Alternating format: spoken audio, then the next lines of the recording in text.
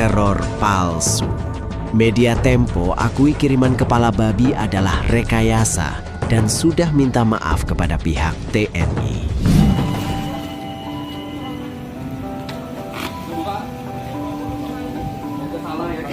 Pakai ini. Tadi nampak. Saya biar bukanya gelekin itu bawah. Diawasin dulu. Rabu 19 Maret 2025, kantor Media Tempo mendapat kiriman paket yang saat dibuka berisi kepala babi dengan telinga terpotong.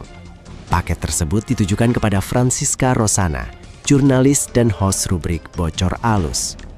Acara podcast Bocor Alus Tempo yang saat itu sedang memperbincangkan revisi Undang-Undang TNI, kemudian menduga bahwa yang mengirimkan teror paket kepala babi adalah TNI, tanpa ada bukti. Influencer dan buzzer Media Tempo pun terus berteriak bahwa Tempo diteror oleh TNI.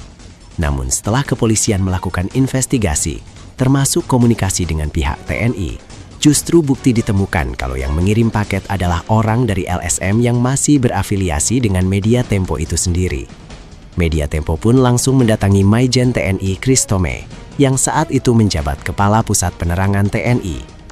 Mengutuk keras dengan aksi-aksi seperti itu, artinya di dalam negara demokrasi, security sector reform saat ini, justru media itu harus sangat dihormati sebagai kontrol kita, ya, dalam kerangka supremasi sipil dan negara demokrasi. Jadi ancaman atau intimidasi seperti itu saya rasa tidak tepat dan harus kita cari siapa pelakunya, dan saya berharap memang pihak keamanan atau pihak kepolisian hal ini bisa mengungkap siapa sebenarnya yang mengirimi itu, sehingga tidak ambigu, tidak kita saling curiga dari kita satu sama lain, gitu ya.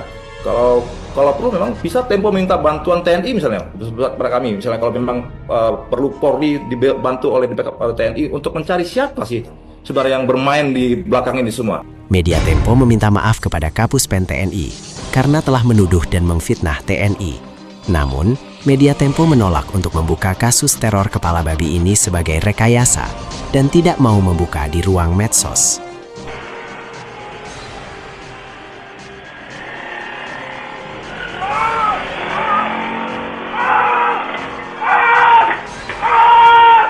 Kamis 12 Maret 2026, teror kembali terjadi kepada salah satu aktivis yang bernama Andri Yunus, pengurus LSM Kontras yang disiram air keras oleh dua orang tak dikenal dengan mengendarai motor.